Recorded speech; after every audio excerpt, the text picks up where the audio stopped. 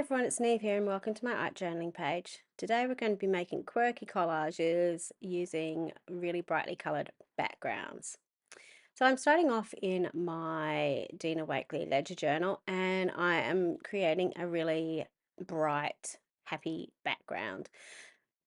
I'm using lots of really bright colours, painting them on in patches of 3 in my journal. Just painting out until I've got rid of the paint on my paintbrush basically.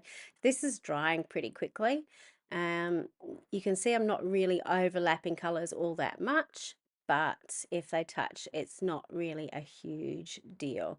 I did want it to be sort of really rainbow bright, so I am using the colours of the rainbow to do this, and I just like working in threes. It's easy to remember, so if I put it in 3 spots on the page, that makes me happy.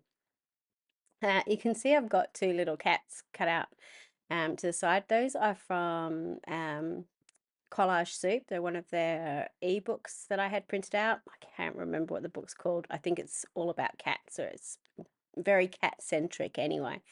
And I just loved it because I had these headbands on, and just the way their ears were made me think of rabbits. We were coming up to Easter, so I thought I'd make a great Eastery page for my girls, who are absolutely in love with their kitty cats, and absolutely in love with Easter because, chocolate. So um, you can see me sort of creating on the back of my page. Once I put down the paints, I've then started to do an awful lot of mark making over the back. So I'm using all sorts of paint pens on it, different nib sizes, different colours, drawing out really simple leaf shapes, doing just dots and lines, really, really simple. But what I have done very deliberately is make sure that my patterns overlap the colors in the background. So I'm not keeping my patterns within a color.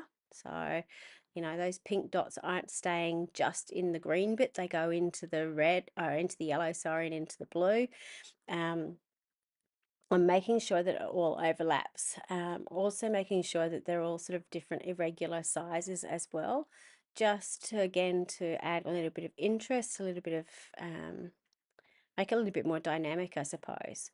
With the black, really important to have that balance of black and white in your page, but you can see I add some white into it as well, just to soften it a little bit.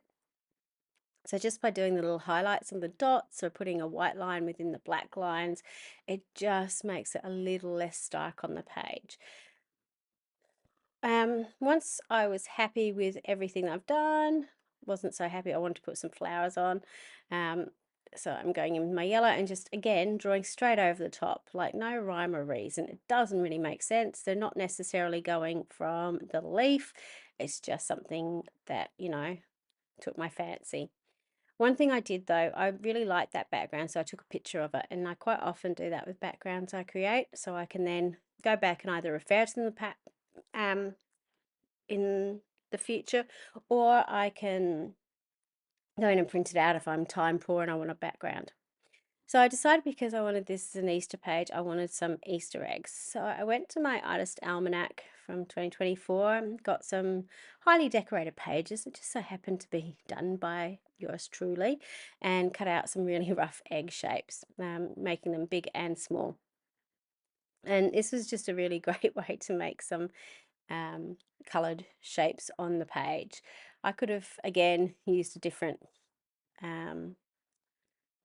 background that I'd previously done, but I chose to use these, which in fact are backgrounds I did because they're my designs, but um, you know, easier when they're pre-printed and you can just cut them out. So I'm just going in with a metallic marker just to edge them off and add some sort of Easter eggy patterns on them, just to make them more in unison. So while they're all heavily patterned, they've got that little bit of metallic on it that sort of ties them all together. Just to sort of give a nod to that foil as well. Also, because I've got such a brightly coloured background, I wanted some way to kind of push them out from the background. Then I'm just going in and gluing down my collage. Now,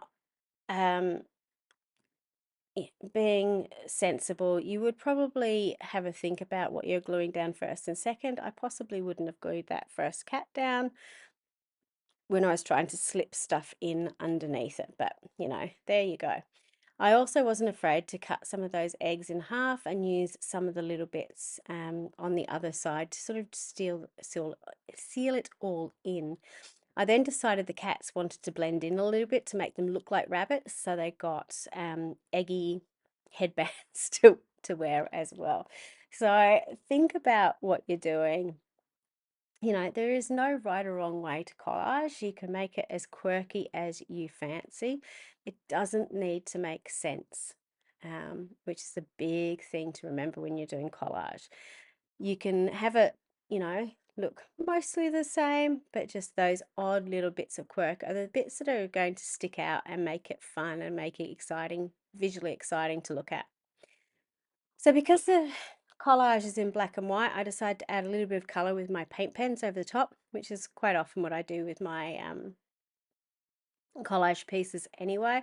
Just adding a little bit of colour into their eyes, adding in their whiskers, putting a little bit of shade around the outsides of the eggs as well to help them pop out, putting a little bit more white in, again, just to sort of make sure everything stands out a little bit, and add a little bit of extra patterning into the ears and so on. So for Easter this year at school, I had some rabbit ears that had pink and white stripes on it, which is why the cat got those as well.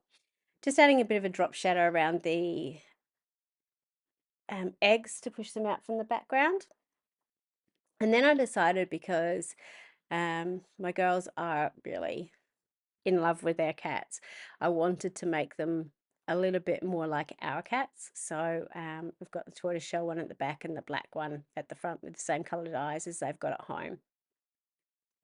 I then decided I was going to write a quote, as I like to do with my collages.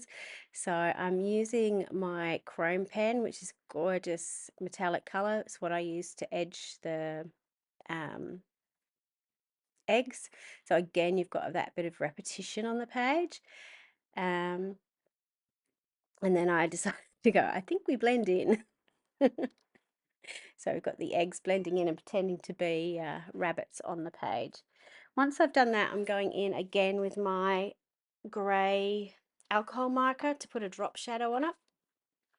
You can see just by doing that, it helps push the letters out from the page a little bit and gives them that floating sensation. I'm then going around my black pen and actually outlining the entire letter. So again, it sort of floats that a little bit more. The gold is very, very bold in real life, but on screen it sort of blends in a little bit because it's so reflective. So by adding this to it, it actually really makes it pop.